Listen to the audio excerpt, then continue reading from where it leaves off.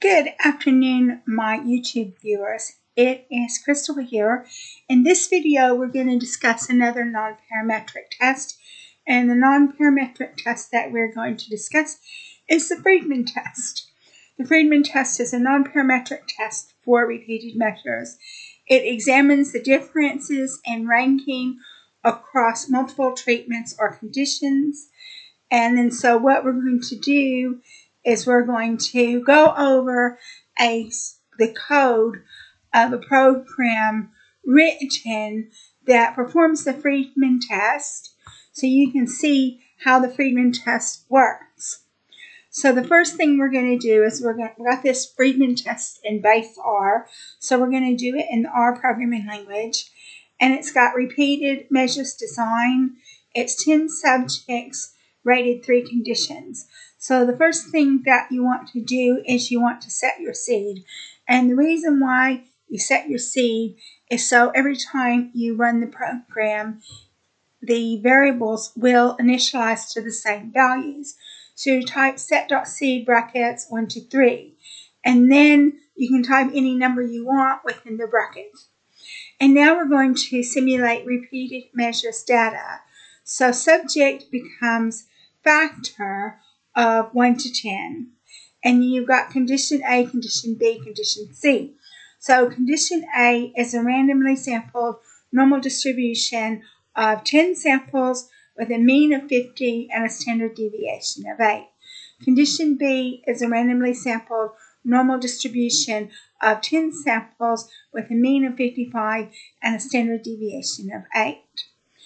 Condition C is a randomly sampled normal distribution of 10 samples with a mean of 60 and a standard deviation of 8. So we're going to combine this data into a data frame. So DF becomes data.frame brackets subject, which is a factor from 1 to 10.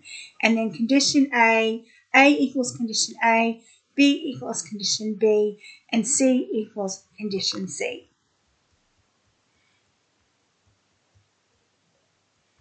So we're going to convert this data frame to a matrix for the Friedman test.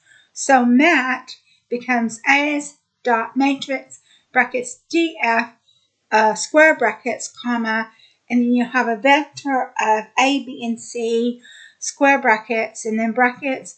Then we're going to perform the Friedman test. So the Friedman result becomes Friedman.test brackets mat. And mat is a matrix. So we're going to look at the results of the Friedman test. And these are the results of the Friedman test. So the Friedman rank sum test, your data is mat, which is a matrix. So Friedman chi-squared equals 3.8. DF equals 2. That's your degrees of freedom. And you calculate your degree of freedom by taking the number of elements and subtracting 1 from that. So you've got 3 elements such as condition A, condition B, condition C. Subtract 1, that's 3. Subtract 1 from that, and that's 2. So your p-value is 0.1496. So your p-value is going to be greater than the alpha, or the significance level, of 0.05. So that means you would fail to reject the null hypothesis. So we're going to plot our Friedman test. So we're going to plot paired lines for repeated measures. So we're going to do the basic plot setup. So matplot brackets T brackets mat, comma, type equals L, that's a line, comma, LTY equals 1, letting you know it's a straight line, comma, color equals gray 70, comma, xlab, that's the label on your x-axis, equals condition, comma, ylab is the label on the y-axis, which is scores. Main is your title. It's Friedman test, repeated measures across conditions, XAXT equals N. And then we're going to add condition labels. So axis brackets 1, comma, AT equals 1 to 3, comma, labels is a vector of ABC, and then we're going to add the group means. points, brackets, 1 to 3, comma, called means, brackets, met, comma, PCH equals 19, that's the size of the dot, comma, color equals red, CEX equals 1.4. And then we're going to put some lines in there. Lines, brackets, 1 to 3, comma, call means, brackets, met, color equals red, comma, line width equals 2. So we run the program, and then when we run the program, you have your Friedman test, repeated measures across conditions. And so the red line is what we're looking at, and so that's a group mean. So you're adding the group means together. So the gray lines are just the lines on the matrix, but the red line is the group means.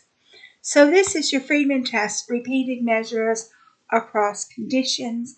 And so you can see what the conditions are, and you can see the group means, which is the red line. And so you can see the group means of A, B, and C. So you can say the first group mean is 50, the second group mean is 55, and the third group mean, it should be 60. Let's see what we've got here when we prepared our sample data. So for number C, the group mean should be 60, but it doesn't look like a 60 here. It looks like a 55 here. So it looks like there's obviously some issue with the coding, because